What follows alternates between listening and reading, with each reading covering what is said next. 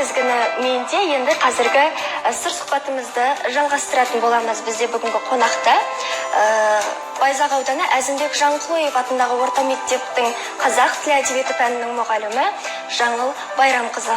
Сәлеметсіз бе? Көңіл-күйіңіз қалай? Көңіл-күйім өте керемет. Енді өзіңіз мұғалім екенсіз, қазақ тілі әдебиет пәнінен сабақ береді екенсіз. Енді сізге басты бір сұрақты қоя кетсем, осы қазіргі таңда сіздерге қалай болып жатыр? Бізде дәстүрлі жүйеде, штаттық режимде болып жатыр. Біз мектепке барып, оқушыларды көріп, өзіміздің эмоциямызды беріп, дәстүрлі түрде сабақ жүргізіп жатырмыз. Дәстүрлі түрде сабақтарымыз жүргізіп жатырмыз. Штаттық режимде барлық талаптарды сақтап, сабақ жүргізіп жатырмыз. Енді осы қазір карантин уақытысында онлайн түрде көптеген жарыстар болып жатты ма? Жарыстар болды ма? Әрине қашықтықтан ұйымдастырылып жатты. Мұғалімдер арасында, оқушылар арасында. Мұғалімде оқушыға өзінің эмоциясын бере алады. Және барынша өмірмен байланыстырып дегендей, сабақтарын барынша қызықты етіп жүргізе алады. Ал онлайн оқуда бір тиімсіз жері, ол жерде оқушылар қатыспай қалуы мүмкін, бір интернет желісіне байланысты. Не болмаса дәл дәстүрлі жүйедегідей мұғалімнің эмоциясын сезінбеуі мүмкін. Сондай бір минус-жақтары бар, бірақ онлайн оқудың өзіндік пайдалары бар, өзіндік дұрыс жақтары бар.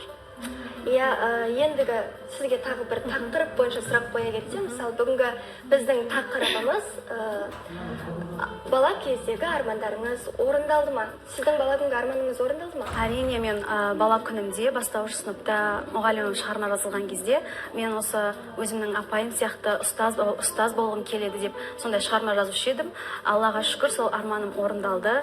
Мен өзімнің мамандығымды, яғни мұғалім мамандығын сүйемін және барлық жұмысымды үлкен махаббатпен орындаймын. Сол махаббатпен орындағаннан кейін мен үлкен көптеген жетістіктерге жетіп жатырмын және сол үшін қуанамын. Негізінде осы адамдарды тек қана бір ғана арман емес, бірнеше арман болады. Әрине, бірнеше армандарым орындалды. Осы оқу бітірген кезде мен армандағанмын, осы мұғалімдік мамандығымен жұмыс істеп, соның нәтижесін көрсем екен деп. Аллаға шүкір, сол арманым орындалды. Одан кейін көлік жүргізсем деген арманы болған. Аллаға шүкір, сол арманым орындалды. Сосын өзімнің жеке баспанам болса деген арманы болған. Ол арманым да орындалды. Және көптеген армандарым бар, оларды айтып кете берсем, өте көп. Армандар орындалады екен, соған көзім жетті. Біз армандай білуіміз керек екенбіз. Көп адамдар армандамайды, ғой негізінде арманды дұрыс армандай білу керек деп ойлаймын. Әрине, арманы орындалмайтын адам жоқ. Барлық адамдардың да армандары орындалады. Сізбен бір керемет ойын ойнап жүрсек, мен сізге сұрақтар қойсам, сұрақ емес, бірінші біз бір ойын ойнайық. Мен сіз кез келген өзіңіз бір әріпті таңдайсыз және сол әріпке байланысты мен сізге сұрақтар қоям. Сол сұрақтарға кідірмей әріпке байланысты сөздермен жауап беруіңіз керек. Қандай әріп таңдайсыз?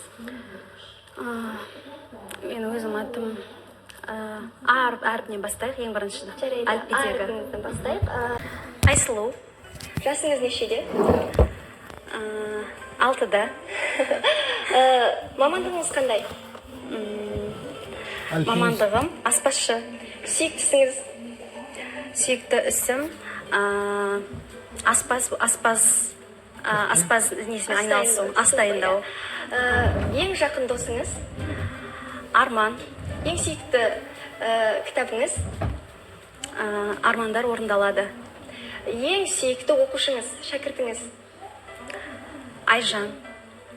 Сіздің жеңіске жеткендегі ең алғашқы жүлдеңіз? Қандай жарыстан? iPhone деп айтқым келеді. Өлең оқу байқауынан. Ең сүйікті жеңісіңіз сол болды. Енді келесі ойынды ойнайтын болсақ, мен сізге қазір мақал-мәтелдердің басын айтамын, сіз оны жалғастырып кетесіз. Әзілің жарасса, қатаңмен ойна. Ауру қалса да, әдет қалмайды. Өлімнен ұят күшті. Білімде кітап, білімде. Білім кітапта. Армандар орындалады? Мақсатың айқын болса. Өте керемет. Енді сізбен осындай керемет сұхбат жүргіздік. Бізге осындай керемет ақпараттар бергеніңіз үшін сізден көп рахмет айтамыз. Енді өзіңіз көрермендерге деген тілегіңізді айта кетсеңіз.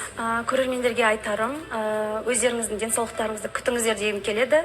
Және де әрдайым көтеріңкі көңіл-күймен жүріңіздер. Көтеріңкі көңіл-күй ол адамның денсаулығына өте көп әсерін береді. Рахмет сіздерге. Сізге де көп рахмет. Енді армандарыңыз орындалды ма? Эфир әлі де жалғасады.